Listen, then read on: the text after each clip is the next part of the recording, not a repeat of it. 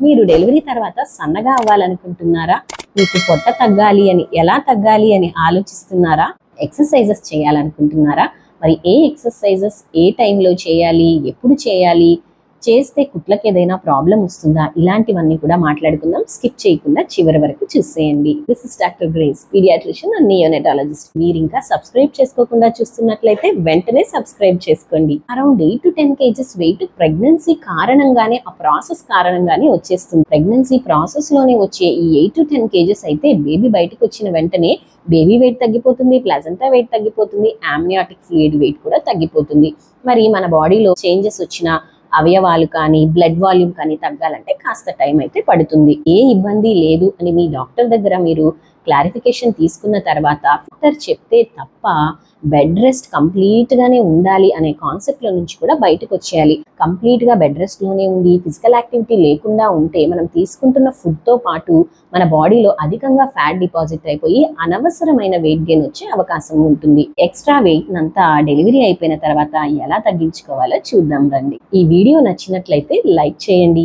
Delivery అయిపోయిన వెంటనే normal అయిపోవాలనే ఆలోచన ప్రతి ఒక్కరికి ఉంటుంది. లేకపోయినా చుట్టుపక్కల వాళ్ళు కల్పిస్తారని చెప్పాను కదా.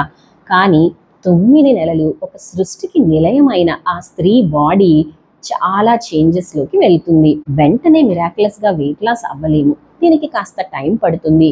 దానికి హెల్ప్ చేయడానికి, సపోర్ట్ చేయడానికి మనము కూడా మన డైట్ లో, ఫిజికల్ యాక్టివిటీలో ఏం చేయాలో చూద్దాం రండి. డెలివరీ తర్వాత చేయాల్సిన ఎక్సర్సైజెస్ ఎప్పుడు మొదలు పెట్టాలి, ఎలా చేయాలి, ఏమేమి ఎక్సర్సైజెస్ చేయాలి, ఇవన్నీ కూడా మాట్లాడుకుందాం. స్కిప్ చేయకుండా చివరి వరకు చూడండి. ఇది కూడా మీ గైనకాలజిస్ట్ క్లియరెన్స్ అవ్వాలి. మీకు సి సెక్షన్ అయితే అక్కడ సూచర్స్ ఎలా హీల్ అయ్యాయి, గైనకాలజిస్ట్ క్లియరెన్స్ తీసుకోవాలి. సో ఎక్సర్సైజెస్ చూసేద్దామా.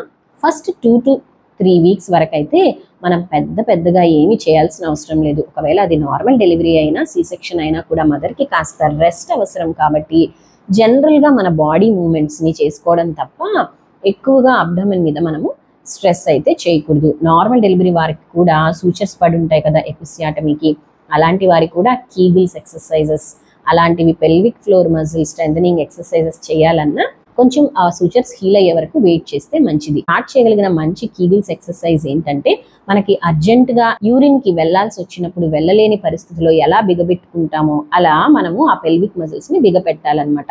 మనకి ఎంతసేపు వీలైతే అలా బిగపెట్టి రిలాక్స్ చేస్తూ ఉండాలి. ఆ బిగబెట్టడం అనేది మనం ఎక్స్పిరేషన్ ఫేజ్ లో చేయాలంటే గాలి వదులుతూ చేయాలన్నమాట. ఇలా చేస్తున్నప్పుడు పెల్విక్ ఫ్లోర్ మజిల్ స్ట్రెంథనింగ్ అయితే జరుగుతుంది. సో దీనితో పాటు నార్మల్ గా మనం చేసేవి ఏంటంటే చిన్న స్ట్రెచెస్. ఎస్పెషల్లీ సిజేరియన్ సెక్షన్ అయిన తర్వాత ఎక్కువసేపు మనం బెడ్ మీద ఉంటాం కాబట్టి కాలు కదిలించడం అనేది చాలా ఇంపార్టెంట్. ఇవి కూర్చోనైనా చేయొచ్చు, బెడ్ మీద పడుకోనైనా కూడా మన పాదాలని ఈ విధంగా పైకి కిందకి, టోస్ ని ఇలా చేస్తూ ఉండడం, టోస్ ని మాత్రమే కదిలించడం, ఇలాంటివన్నీ కూడా మన పాదాలతో చేస్తూ ఉండొచ్చు. మన చేతులతో కూడా ఆ మూమెంట్స్ చేస్తూ ఉండొచ్చు. ఈ విధంగా పైకి కిందకి ఇలా చేస్తూ ఉండడం, పడుకోనైనా కూర్చోనైనా డీప్ ఇన్స్పిరేషన్, ఎక్స్పిరేషన్ లాంటివి కూడా చేస్తూ ఉండొచ్చు. ఎప్పుడైతే మనం ఎక్స్పైర్ చేస్తామో అప్పుడు మన పొట్ట లోపలికి వెళ్ళిపోతుంది కాబట్టి ఆ పొజిషన్లో కొంచెం సేపు పెట్టుకొని మళ్ళీ పూర్తిగా మనము గాలిని వదిలేయచ్చు అనమాట. ఇలాంటి ఎక్సర్సైజెస్ కూడా మనకు లిమిట్ ఎంతవరకు మనం ఫీల్ అవ్వగలుగుతున్నాము, పెయిన్ ఎంతవరకు లేదో అంతవరకు చేయాలి. కానీ ఎక్సెస్గా చేసేసి అక్కడున్న హీలింగ్ ప్రాసెస్ని అయితే డిస్టర్బ్ చేయకండి. సో ఫస్ట్ 3 weeks మనం కాస్త జాగ్రత్తగానే ఉండాలి. 3 weeks తర్వాత నుంచి కూడా మనం స్లోగా ఒక్కొక్క ఎక్సర్సైజ్ని పెంచుకుంటూ వెళ్ళొచ్చు. 12 weeks తర్వాత కూడా కొన్ని ఎక్సర్సైజెస్ స్లోగా ఇంటెన్సిటీని పెంచుకుంటూ వెళ్ళాలి. ఏ ఎక్సర్సైజెస్ చేయాలో ఇక్కడ చూసేద్దాం. 3 weeks to 3 months లో చేయాల్సిన సింపుల్ ఎక్సర్సైజెస్ చూసేద్దాం. జస్ట్ కాళ్ళు మడవడం, తీయడం, జరపడం, అలాంటివి చిన్నవి మాత్రమే మీరు మీకు వీలైనప్పుడు చేస్తూ ఉండాలి. కానీ అబ్డామెన్ మీద ఎక్కువ ప్రెషర్ అయ్యేవైతే ప్రాపర్ వూండ్ హీలింగ్ అయ్యే వరకు చేయకూడదు. మాడిఫైడ్ బ్రిడ్జ్ పోజ్ అంటాం అనమాట. శ్వాస వదులుతూ హిప్స్ ని పైకి లేపి మళ్ళీ గ్రౌండ్ లెవెల్ కి తీసుకురావాలి. 5 to 10 times ఇలా స్లోగా ఆర్మ్ రొటేషన్స్ చేయొచ్చు. ఇంట్లో కానీ ఇంటి బయట కానీ స్లోగా వాకింగ్ కూడా చేయొచ్చు. Seated cat cow posture dot వీడియోలో పెడతాను, చూసేయండి. 3 months తర్వాత ఏం చేయాలో చూద్దాం రండి. ఎక్సర్సైజ్ కైనా ముందు వార్మప్ చేయడం చాలా ఇంపార్టెంట్. ఇలాంటి చిన్న వార్మప్స్ చేసుకోండి. ఆర్మ్ ఫ్లెక్షన్స్, ఎక్స్టెన్షన్స్, ఆర్మ్ మూమెంట్స్ ఇవన్నీ వెయిట్స్ లేకుండా ఫస్ట్ ట్రై చేసిన తర్వాత స్లోగా చిన్న వెయిట్స్ ని యాడ్ చేసుకోండి. బ్రిడ్జ్ పోజ్ ని ఇప్పుడు కంప్లీట్ గా మనము చేయొచ్చు అనమాట. దీని తర్వాత వాల్ పుషెస్ కూడా చేయొచ్చు, చిన్న చిన్న స్క్వాట్స్ కూడా చేయొచ్చు. ఫస్ట్ స్క్వాట్స్ చేస్తున్నప్పుడు ఒక చైర్ సపోర్ట్ గా తీసుకొని స్క్వాట్ చేయండి. ఆ తర్వాత మీ బాడీ అలౌ చేసిన కొద్దీ చైర్ సపోర్ట్ లేకుండా కూడా స్క్వాట్స్ అయితే ట్రై చేయొచ్చు. Bird dog posture, supported side Planck ఇవన్నీ కూడా 12 వీక్స్ తర్వాత స్లోగా 5 to 10 times in a day చేయొచ్చు. సీటెడ్ మార్చెస్, స్టాండింగ్ మార్చెస్ కూడా చేయొచ్చు. 12 వీక్స్ తర్వాత అయితే బయట కూడా కొంచెం వాకింగ్ లాంటివి కూడా చేయొచ్చు. దీనితో పాటు మీరు చేయాల్సింది ఏంటంటే, మీరు ఏ ఎక్సర్సైజ్ చేస్తున్నా కూడా మీ గైనకాలజిస్ట్ క్లియరెన్స్ అడగండి. ఒక మంచి ఫిజియోథెరపిస్ట్ గైడెన్స్లో మీరు ఇవన్నీ చేసుకోవాలి. వీటితో పాటు clean diet, avoid unnecessary extra calories, empty calories, మంచిగా వాటర్ తీసుకోవాలి. 2 to 3 లీటర్స్ ఆఫ్ వాటర్ తీసుకోవాలి. అనవసరమైన స్ట్రెస్ లేకుండా ఉండాలి.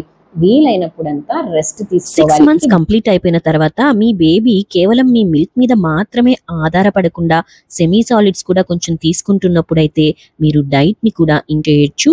అండ్ నార్మల్ పర్సన్ లాగే ఒక మంచి ఫిజియోథెరపిస్ట్ గైడెన్స్ లో వెయిట్ లాస్ కోసం అవసరమైన ఎక్సర్సైజెస్ చేయొచ్చు. బెల్ట్ కట్టుకోవడానికి, తల్లి పొట్ట పెరగడానికి ఏదైనా సంబంధం ఉందా లేదా చూద్దాం రండి. సో డైట్ విషయానికి వస్తే, మరి ఇప్పుడు ఫీడింగ్ అప్పుడైతే మదర్కి ఎక్స్ట్రాగా 500 to 550 క్యాలరీస్ అవసరం. మీకు ఇంకేదైనా డౌట్స్ ఉంటే కామెంట్స్లో అడగండి, తప్పకుండా రిప్లై ఇవ్వడానికి ట్రై చేస్తాను. వీడియో నచ్చినట్లయితే షేర్ చేయండి. బాలింతలకున్న చాలా డౌట్స్, వాళ్ళు ఎలాంటి ఆహారం తీసుకోవాలి, పాలు ఎలా ఇవ్వాలి, పాలు సరిపోతున్నాయా లేదా, ఇలాంటివన్నీ తెలుసుకోవడానికి మన ఛానల్లో ఉన్న వీడియో లింక్స్ అన్ని డిస్క్రిప్షన్లో ఇస్తాను. మీరు కూడా ఛానల్ని ఒకసారి చెక్ చేయండి. సబ్స్క్రైబ్ చేసుకోకపోతే వెంటనే సబ్స్క్రైబ్ చేసుకోండి. నోటిఫికేషన్స్ కూడా ఆన్ చేసి పెట్టుకోండి. మరిన్ని ఉపయోగకరమైన వీడియోస్ నేను చేస్తున్నప్పుడల్లా మీకు నోటిఫికేషన్స్ వస్తాయి. మీకు ఇంకేదైనా డౌట్స్ ఉంటే కామెంట్స్లో అడగండి. మరొక యూస్ఫుల్ వీడియోతో మళ్ళీ కలుద్దాం.